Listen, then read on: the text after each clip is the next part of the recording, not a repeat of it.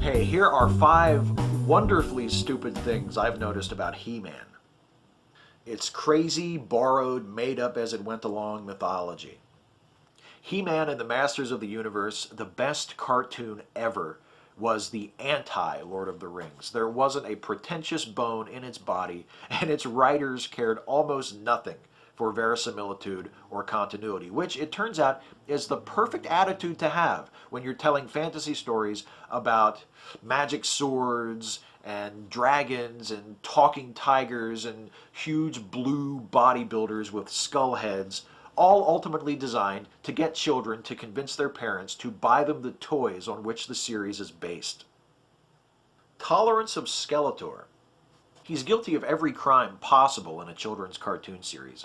Kidnapping, breaking and entering, flying up on a Wind Raider and shooting lasers at the Royal Palace. I think that's about it. So why, whenever his latest scheme to defeat He-Man and take over Castle Grayskull has failed, is Skeletor simply allowed to retreat back to Snake Mountain and sulk and plot his revenge? I mean, I know that the guy isn't actually all that dangerous, nobody ever really gets hurt, but he and his minions, Beastman, Trapjaw, etc., are still criminals, right? And major pains in the ass.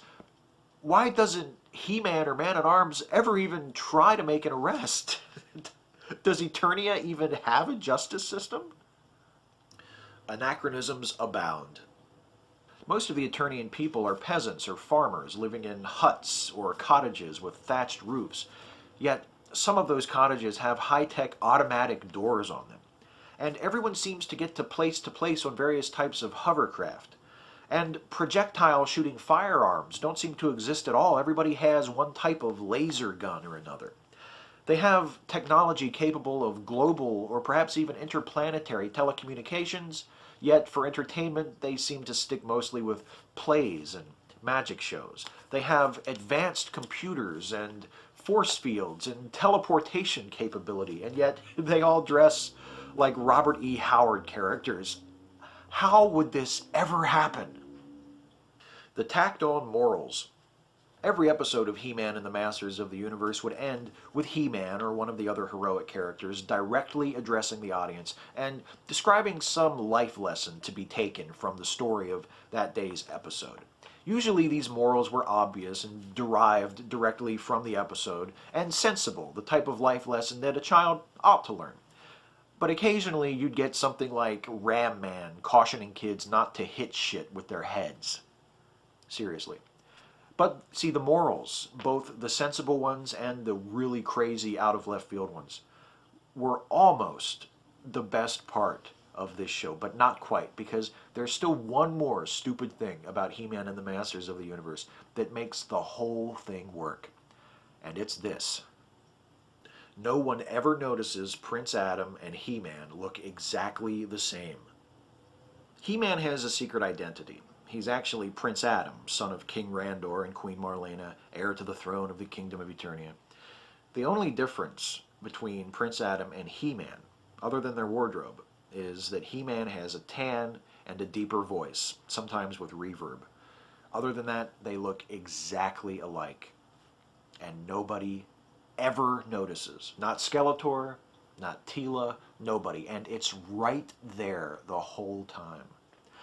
I really think that it's this awesomely absurd conceit that makes He-Man such a fun show for me to watch, even to this day. Because, see, they remade this series in 2002 on Cartoon Network, and they did like a Captain Marvel thing, where Prince Adam was a teenager, and then when he became He-Man, he was an adult, and it just wasn't the same. I mean, there were other problems with that show, but to me, so much of the fun of the original He-Man show is wrapped up in the fact that Prince Adam and He-Man look exactly alike and nobody ever notices. So take heed, whoever winds up making the long-rumored, probably inevitable live-action He-Man movie remake.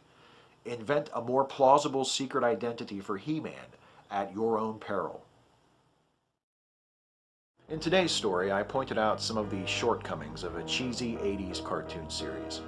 It's easy to laugh at things like these, but always remember that it's our imperfections that make us human, that make us unique, that make us who we are.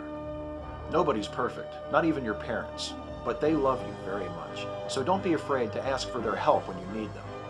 And whenever someone touches you in a way that makes you uncomfortable, be sure to tell your mother and father right away. Just don't bother them if they're in their bedroom with the door closed. They're probably fucking. The hardest part is only picking 5.